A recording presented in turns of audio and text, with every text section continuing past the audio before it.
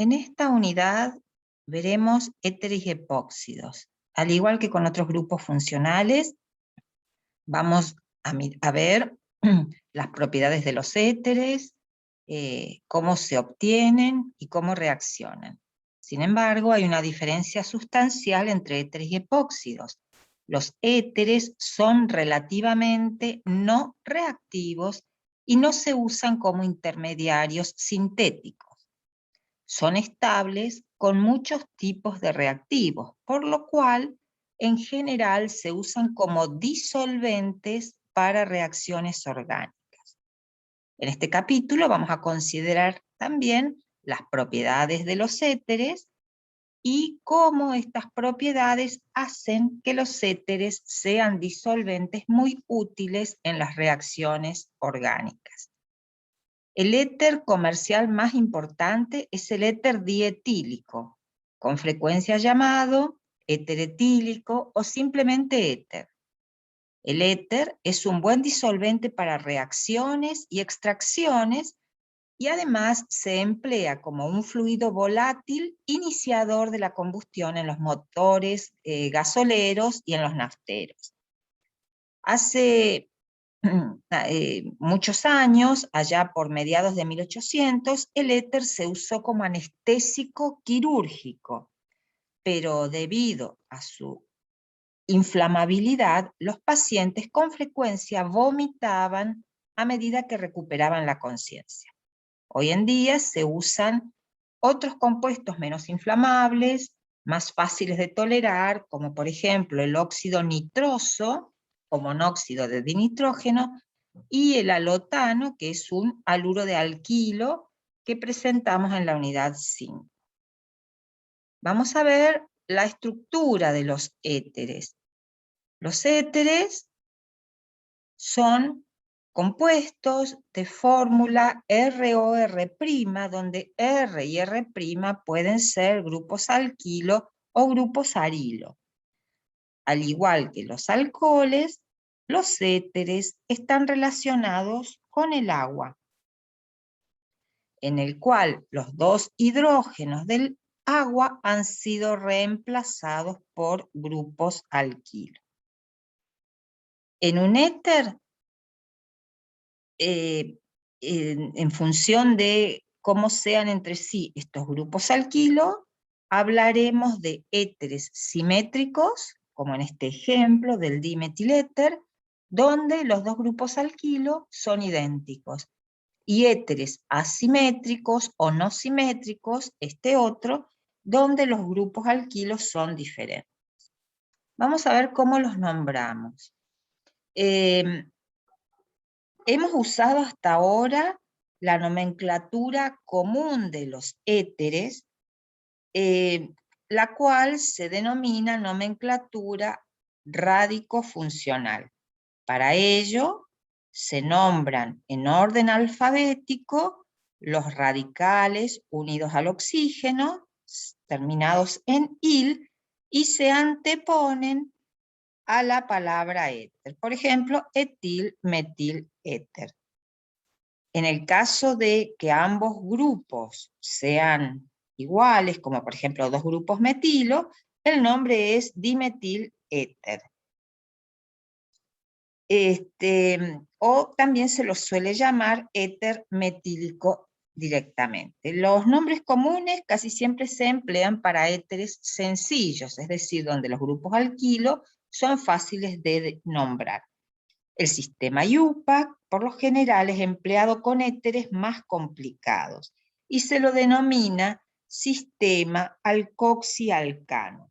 Los nombres de la IUPAC usan al grupo alquilo más complejo, en este caso el alcano de 2 carbonos, se utiliza como nombre raíz, y al resto del éter como un grupo alcoxi. Por ejemplo, aquí tenemos un etano que tiene como sustituyente un metoxi. Entonces, el nombre IUPAC es metoxietano. Veamos otro ejemplo. el nombre común sería fenilmetiléter, o también el nombre común es el de anisol. Según el nombre IUPAC, lo denominaremos como metoxibenceno. Aquí hay otro ejemplo. El nombre IUPAC sería, vemos entonces el alcano más complejo, es el propano. Entonces, 2-metil, 2-metoxipropano. O según el nombre común, terbutil metiléter. Aquí tenemos otro, metoxiciclohexano o metil, en realidad por orden alfabético, ciclohexil metiléter. Y aquí tenemos el etoxietano o dietiléter o simplemente éter etílico. Bueno, vamos a ver estructuralmente cómo es una molécula de éter.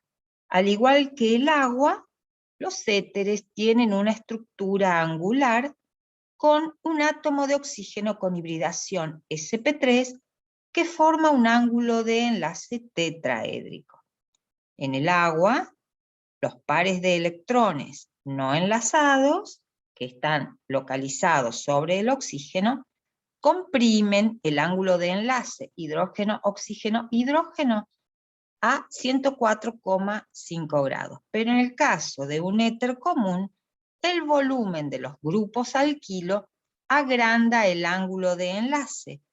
Aquí vemos la estructura del éter dimetílico con un ángulo de enlace tetraédrico de 110 grados. Aunque los éteres carecen del grupo hidroxilo polar de los alcoholes, siguen siendo compuestos polares. El momento dipolar de un éter es la suma vectorial de los dos enlaces polares, es decir, de los dipolos de los dos enlaces polares, carbono-oxígeno, con una contribución sustancial de los dos pares de electrones no enlazados. Esto da un momento dipolar resultante aquí según lo indicado por este vector.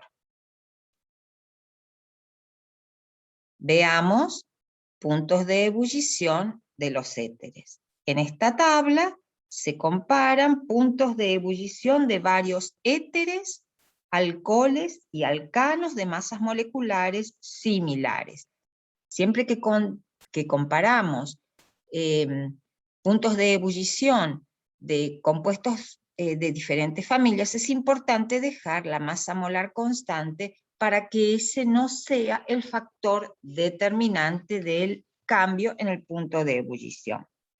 Podemos observar que el punto de ebullición del dimetiléter es unos 100 grados menor al del alcohol isómero. Ocurre aquí con el dimetiléter y este comportamiento vuelve a repetirse comparando los puntos de ebullición del dietiléter y del 1-butanol.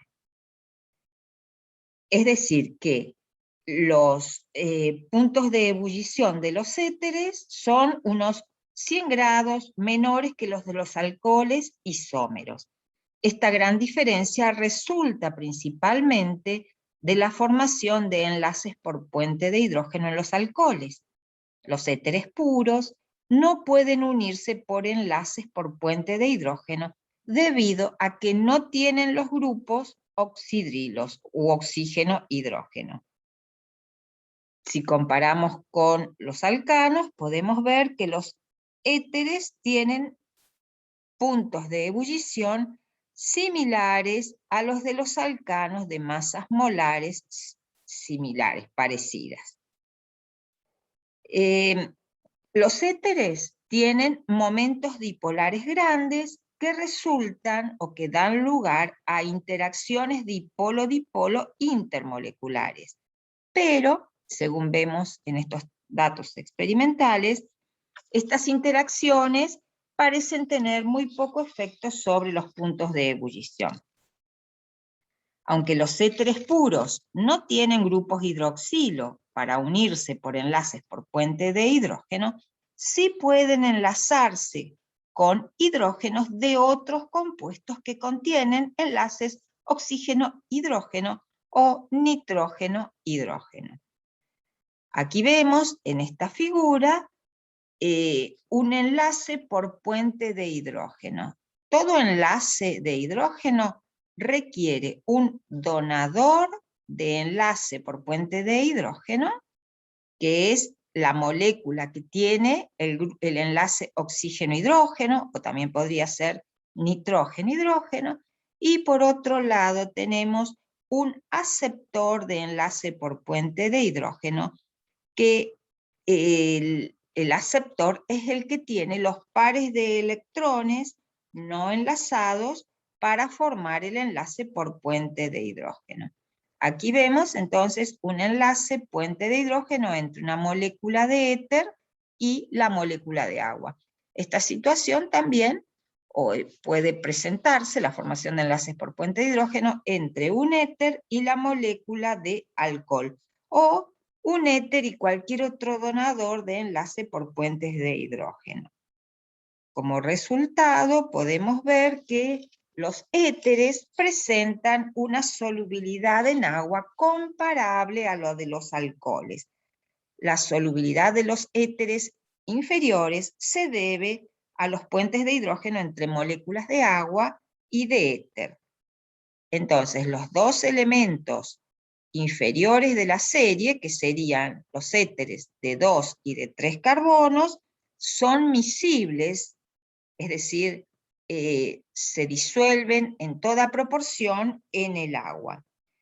Luego, los miembros siguientes se van poniendo menos soluble en agua a medida que aumenta el tamaño del resto hidrocarbonado. Vemos así entonces cómo el dimetiléter es completamente soluble en agua, mientras que el dietiléter, que está aquí, es ligeramente soluble, formando una disolución acuosa que contiene solo el 10% en masa de éter. Bueno, ya mencionamos las propiedades de los éteres como disolventes polares. Los éteres son muy adecuados como disolventes para muchas reacciones orgánicas. Disuelven una gran variedad de sustancias polares y no polares. Además, sus puntos de ebullición relativamente bajos simplifican la evaporación de los productos de reacción. Las sustancias no polares tienden a ser más solubles en los éteres que en los alcoholes, debido a que los éteres no tienen una red de enlaces por puente de hidrógeno necesaria o que debe ser rota por el soluto no polar. Por otro lado, las sustancias polares tienden a ser casi tan solubles en los éteres como en los alcoholes, debido a que los éteres tienen momentos dipolares grandes. Los pares de electrones no enlazados de un éter solvatan de manera efectiva a los cationes. Esto se ve en esta figura, donde tenemos un catión litio y los éteres, a través de los pares de electrones no compartidos del oxígeno, solvatan al catión litio, pero no solvatan aniones. Las sustancias iónicas con aniones pequeños, como por ejemplo un anión fluoruro, que requiere una solvatación intensa para superar el enlace iónico, con frecuencia son insolubles en disolventes tipo éter. Sin embargo, las sustancias iónicas, como este ejemplo de acá, con aniones grandes y difusos, como los ioduros, como los acetatos, y otros aniones orgánicos grandes, tienden a ser más solubles en éter que las sustancias con aniones más pequeños como los fluoruros. Entonces dijimos que los éteres solvatan cationes. Una sustancia iónica como el ioduro de litio es moderadamente soluble en éteres debido a que el catión litio pequeño es solvatado de manera intensa por los pares de electrones no enlazados del éter. Este comportamiento es diferente al de los alcoholes, dado que los alcoholes solvatan no solo cationes, sino también aniones.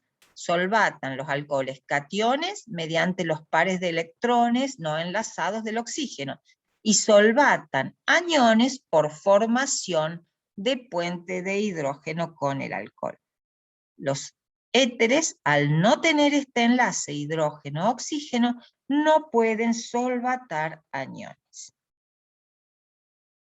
Aquí vemos los disolventes más frecuentes en las reacciones orgánicas. Vemos acá 4 éteres. Son los disolventes comunes para las reacciones orgánicas. El DME o 1,2-dimetoxietano, el tetrahidrofurano y el dioxano son miscibles con agua, y el éter dietílico es ligeramente soluble en agua. Los éteres forman complejos estables con ciertos reactivos, como son con reactivos de Grignard, con electrófilos, o también los complejos de los éteres corona. Las propiedades especiales de los éteres, como por ejemplo la polaridad, los pares de electrones no enlazados, la baja reactividad, mejoran la formación y estabilizan muchos reactivos. El oxígeno en los éteres, al igual que los alcoholes, se comporta como una base de Lewis. Esto es, los pares de electrones no enlazantes pueden coordinarse con metales deficientes en electrones, como por ejemplo el magnesio en los reactivos de Grignard. Los reactivos de Grignard, ya vimos, no pueden formarse a menos que esté presente un éter para compartir sus pares de electrones no enlazados con el átomo de magnesio. Esta compartición de electrones estabiliza al reactivo y ayuda a mantenerlo en disolución. También los éteres forman complejos con electrófilos. Los electrones no enlazados de un éter también estabilizan al borano. Borano, boro, hidrógeno 3, lo vimos en química inorgánica. Vimos también que el borano puro existe como un dímero llamado diborano, de fórmula molecular boro 2, hidrógeno 6. Vimos también que el diborano es un gas tóxico, inflamable, explosivo, cuyo uso es peligroso y además inconveniente. El borano forma un complejo estable con el tetrahidrofurano. Este complejo, boro, hidrógeno 3, tetrahidrofurano, está disponible de manera comercial como una disolución unomolar, fácil de medir y transferir como cualquier otro reactivo líquido sensible al aire. Recordemos la disponibilidad de este complejo del tetrahidrofurano con el borano ha contribuido en gran medida a las reacciones de hidroboración. Recordemos, cuando vimos alquenos, la hidroboración, oxidación de alquenos, me conducía a la formación de alcoholes con orientación antimarcónica. También tenemos complejos de los éteres corona. ¿Qué es un éter corona? Un éter corona es un poliéter cíclico que contienen múltiples grupos funcionales éter y en los que se repite una unidad básica 1,2-etanodiol. El nombre éteres corona es debido a que las moléculas adoptan formas que recuerdan a una corona. En este dibujo, por ejemplo, en este esquema, se muestra el poliéter 18 corona 6. El interior del anillo de cualquiera de ellos es simétricamente rico en electrones como consecuencia de los pares de electrones de los oxígenos del éter. En la unidad 5 nosotros vimos el uso de los éteres corona que solvatan de manera específica a los cationes metálicos por medio de la formación de un complejo del metal en el centro del anillo. Los diferentes éteres corona solvatan cationes diferentes dependiendo de los tamaños relativos del éter corona y del catión, y del número de sitios de unión alrededor del catión.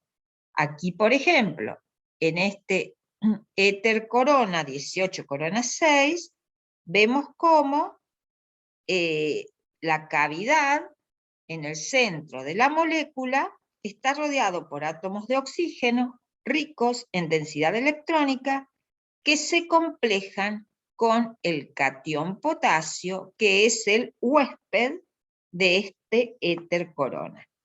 La formación de complejos por medio de éteres corona con frecuencia ayuda a que sales inorgánicas se disuelvan en disolventes orgánicos no polares. Por ejemplo, el permanganato de potasio, que es un sólido de color violeta profundo, es completamente insoluble en benceno. Sin embargo, se disuelve fácilmente en los éteres corona, o sea, se disuelve fácilmente en benceno si se le añade el éter 18 corona 6.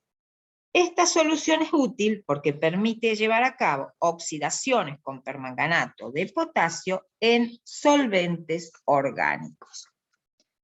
Este incremento en la solubilidad permite que sales orgánicas, como por ejemplo carboxilatos, cianuros o permanganatos, se usen en condiciones apróticas donde los aniones no complejados pueden mostrar una reactividad muy mejorada.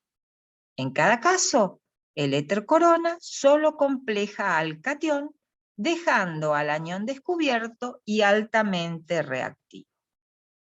Vamos a ver entonces ahora métodos de síntesis de éteres. En primer lugar, la síntesis industrial de éteres, que es lo que se conoce como deshidratación bimolecular de alcoholes.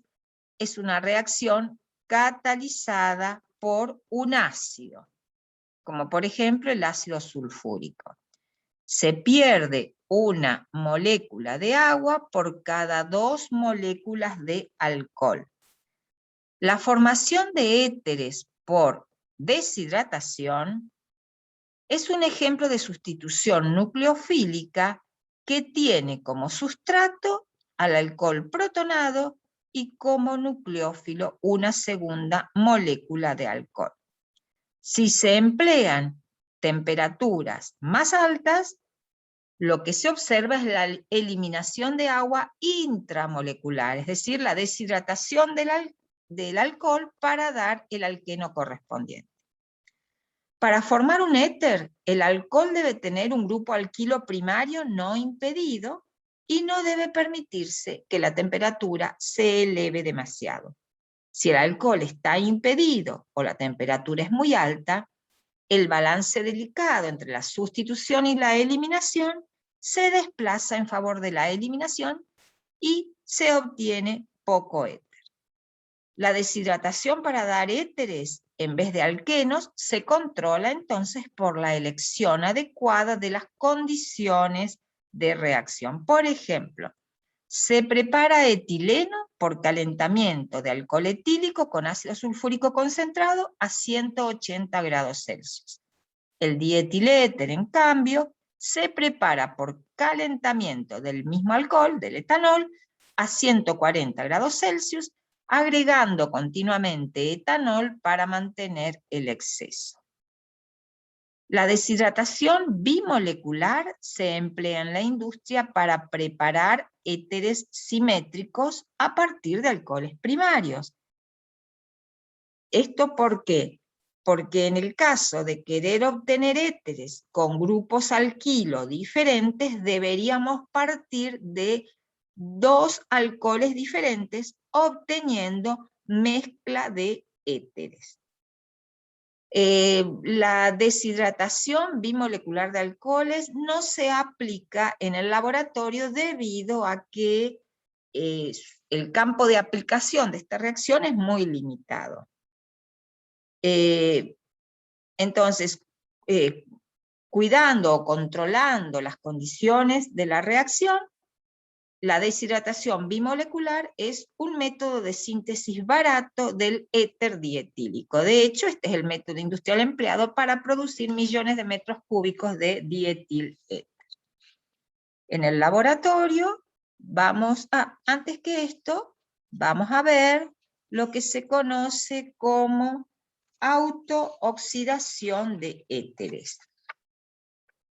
Cuando los éteres se almacenan en presencia de oxígeno atmosférico, se oxidan lentamente para producir hidroperóxidos y peróxidos de dialquilo. ¿Qué pasa con estos compuestos? Y son explosivos. A esta oxidación espontánea del éter en presencia del oxígeno atmosférico se lo denomina autooxidación.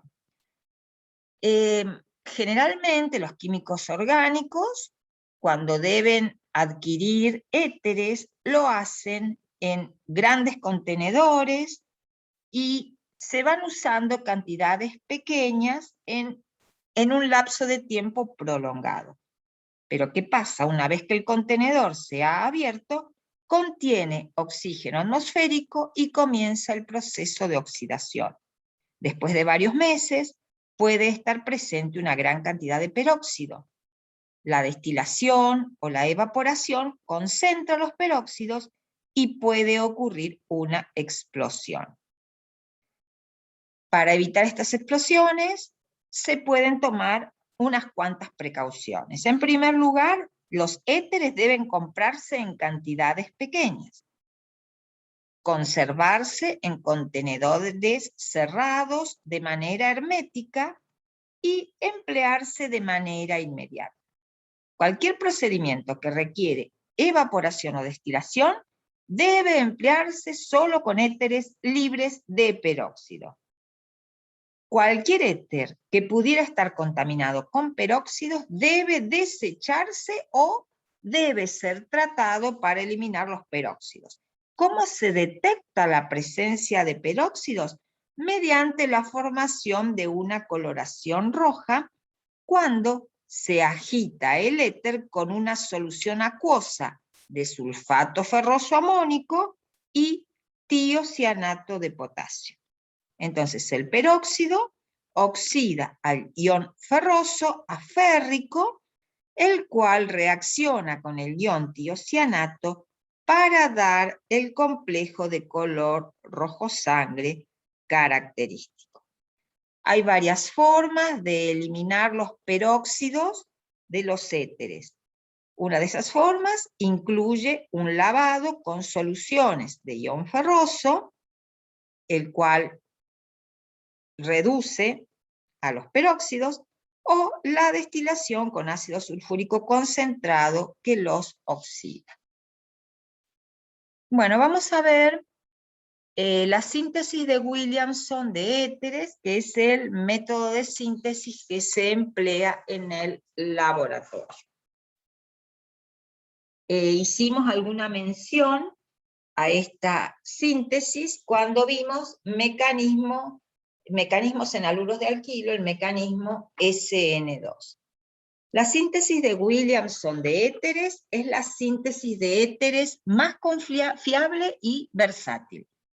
Este método involucra un ataque SN2 de un ion alcóxido actuando como nucleófilo sobre un haluro de alquilo primario no impedido. Recordemos cómo se preparaban los alcóxidos. Se obtenían a partir de un alcohol adicionándole sodio, potasio o hidruro de sodio. Aquí tenemos, por ejemplo, el ciclohexanol, en el cual, para obtener el ciclohexóxido, se utiliza hidruro de sodio. Recordemos que por el hecho de ser los alcoholes ácidos más débiles que el agua, para obtener la sal del alcohol necesitamos una base más fuerte que las bases acuosas como el hidróxido de sodio. Si se desea obtener, bueno, aquí tenemos entonces la formación del alcóxido y luego la reacción con un haluro, con un ioduro de etilo, un haluro primario no impedido, para dar el correspondiente éter. Miremos esta foto en primer lugar. Cuando se desea obtener un éter dialquílico asimétrico, podríamos utilizar cualquiera de estas dos combinaciones. Podríamos elegir, pero en realidad una de ellas, una de estas combinaciones, es superior a la otra. Por ejemplo, en la preparación del terbutil metiléter, son lógicas estas dos combinaciones. Utilizar el terbutóxido y el ioduro de metilo, o utilizar el metóxido y el ioduro de terbutilo. Sin embargo, si nosotros recordamos que los haluros terciarios dan preferentemente o son los más reactivos en reacciones de eliminación, en presencia de este nucleófilo fuerte, obtendremos el producto de eliminación en vez del producto de sustitución buscado.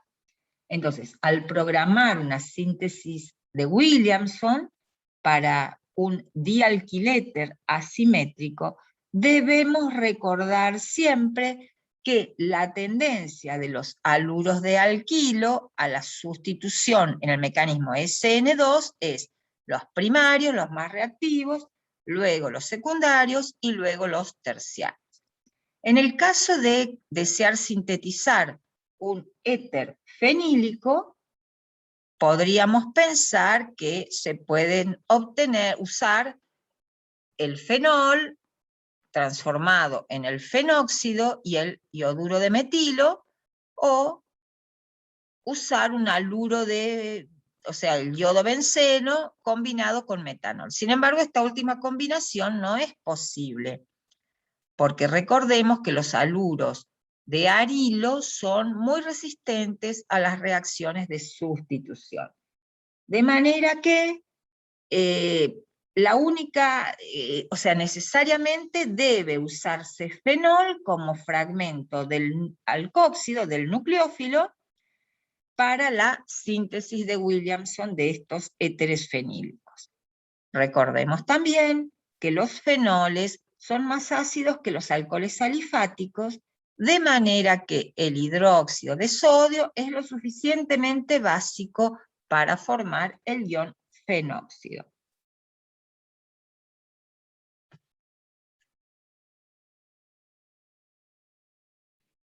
También es posible preparar éteres cíclicos mediante síntesis de Williamson intramolecular, para lo cual una misma molécula deberá tener los dos grupos funcionales, el grupo halogenuro y el alcohol o ion alcóxido, para que se produzca intramolecularmente la reacción. El tamaño del éter que se obtiene dependerá de las posiciones de estos dos grupos funcionales.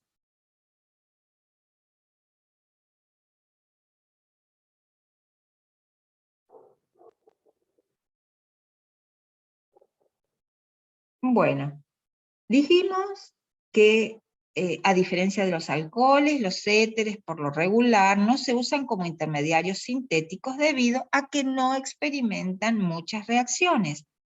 Esta falta de reactividad hace que los éteres sean sí atractivos como disolventes, pero no como intermediarios de síntesis. Los éteres no son reactivos hacia la mayoría de las bases, ni hacia los agentes oxidantes, ni hacia los agentes reductores, pero sí pueden reaccionar en condiciones ácidas. Aquí vemos cómo un éter frente a un ácido halogenado, un ácido fuerte, nos da, se escinde, se rompe el enlace dando un haluro de alquilo y el alcohol correspondiente. En presencia de exceso de ácido halogenado, este alcohol puede combinarse y puede experimentar sustitución nucleofílica de este grupo hidroxilo y dar el correspondiente haluro de alquilo. Es decir, que podemos decir que un éter en presencia de un ácido halogenado se descompone en 2 haluros de alquilo. En el caso en que sea un éter alquilfenílico, la única posibilidad de ruptura es el enlace oxígeno-grupo alquilo, y este otro enlace no. Bueno, recordemos que la ruptura solo ocurre en condiciones enérgicas con ácidos concentrados, fuertes y temperaturas elevadas. Veamos aquí que la reacción de degradación puede ocurrir por un mecanismo SN1 o un mecanismo SN2. El oxígeno de los éteres, al igual que los alcoholes, puede protonarse dando iones alquiloxonio. La reactividad de estos iones de alquiloxonio depende de los sustituyentes alquilo que intervengan. Los éteres que contienen grupos alquilo terciarios se transforman, incluso con ácidos diluidos, para dar carbocationes terciarios intermedios que pueden participar mediante un mecanismo SN1 en presencia de buenos nucleófilos. Con grupos alquilo primarios y ácidos actuando como nucleófilos fuertes, tales como puede ser el ácido bromídrico, ácido iodídrico, se produce el desplazamiento SN2. Como vimos recién, en estas condiciones, el alcohol saliente puede volver a reaccionar con ácido halogenado, que está en exceso, para formar otro haluro de alquilo. Es decir, esta reacción convierte un éter dialquílico en 2 haluros de alquilo.